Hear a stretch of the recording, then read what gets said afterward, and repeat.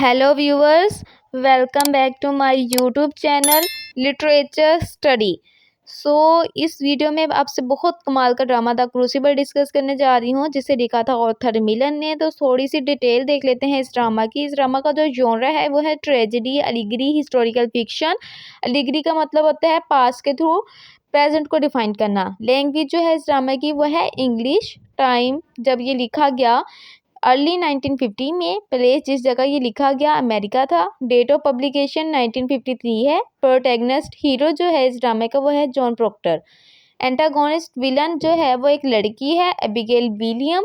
Setting जो इस place ड्रामे में दिखाई गई है वो 1692 की रखी है, और सेटिंग प्लेस के हिसाब से, जगह के हिसाब से वो स्मॉल टाउन सैलम में।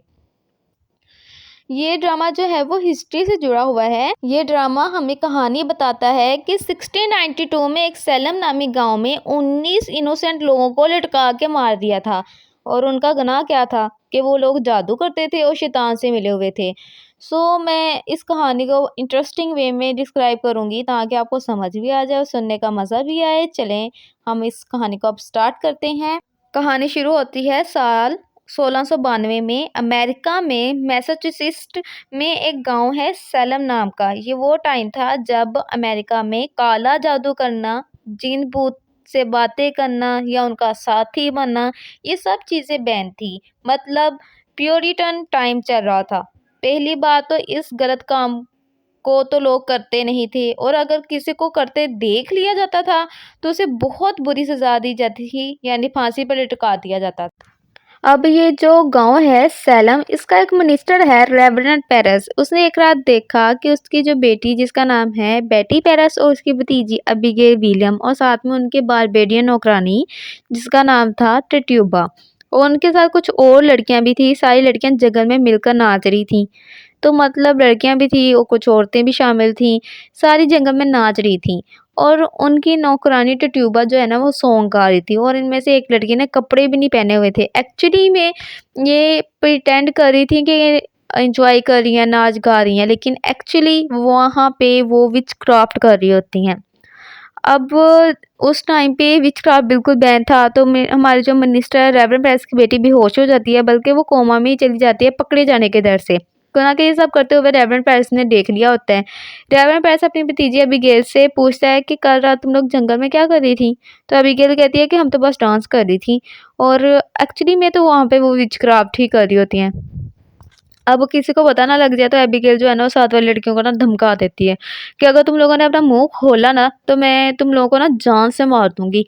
अब अगर ऐसी बात हो जाए तो गांव में रुकती कहाँ है, वो तो आग की तरह पूरे गांव में फैल जाएगी कि लड़कियां विचक्राफ्ट कर रही थी, वो भी रेवरेंड पेरेस के घर की। हमारे मिनिस्टर जो हैं उनके घर की लड़कियां विचक्राफ्ट कर रही थी। अब लोगों की जो भीड़ है ना वो रेवरेंड पेरेस के घर के इर्द गिर्द जमा होनी शुरू हो जाती है।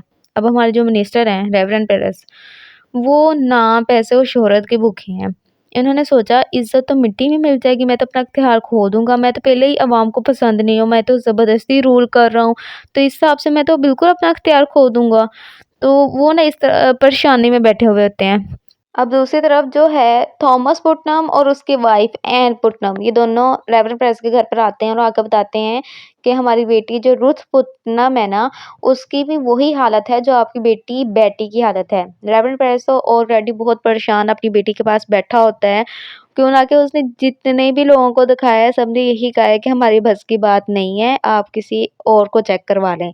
तो थॉमस पुटनम ना रेवरेंड पेरेस को कहता है कि मुझे लगता है कि हमारी बेटियों की इलनेस की वजह ना विचक्राफ्ट ही है। अब तो रेवरेंड पेरेस को भी ना इस बात पे यकीन होने लग जाता है। तो वो ना साथ वाले गांव से ना रेवरेंड हेल जो कि विचक्राफ्ट एक्सपर्ट है उसको बुलाता है, और कहता है कि आप आएँ और आके देख के बताएं कि मेरी बेटी को मसला क्या है, क्या इसकी इस कंडीशन की वजह वाकई ही विचक्राफ्ट है। दूसरी तरफ जब भी बेटी के सामने जीसस या गॉड का नाम लिया जाता है ना, वो उठ के चिल्लाने लगती है। तो उसको देखने के लिए ना बहुत से लोग जमा हो जाते हैं, और उस टाइम एक रबीका नामी नर्स उसके पास आती है, उसे काम करने की कोशिश करती है। दूसरी तरफ जो अबिगेल है ना वो एक लोकल फार्मर जॉन प्रॉक्टर से प्यार करती है। जॉन प्रॉक्टर की बीवी का नाम है एलिज़ाबेथ प्रॉक्टर।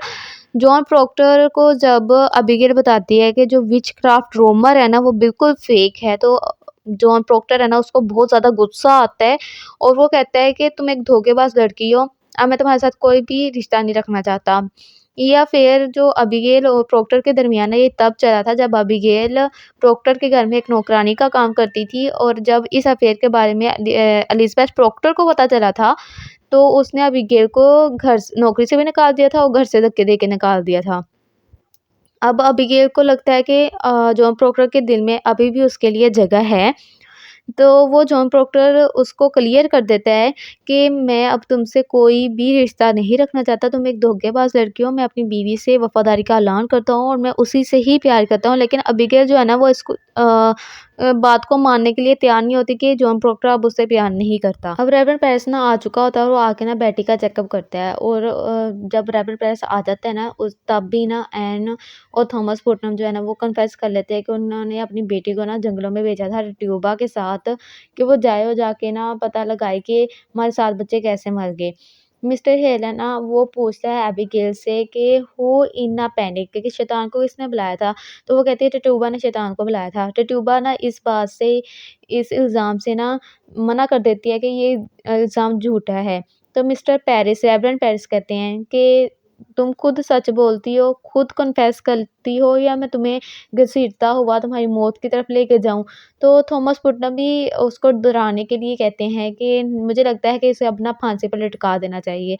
तो उस टाइम ना टटूबा डर जाती है और वो कन्फेस कर लेती है कि उसने वाक़ई ही जो मेंढक है ना उसको बॉयल किया था केतली में और उसने कुछ लड़कियों को ना मुर्गी का खून भी पिलाया था।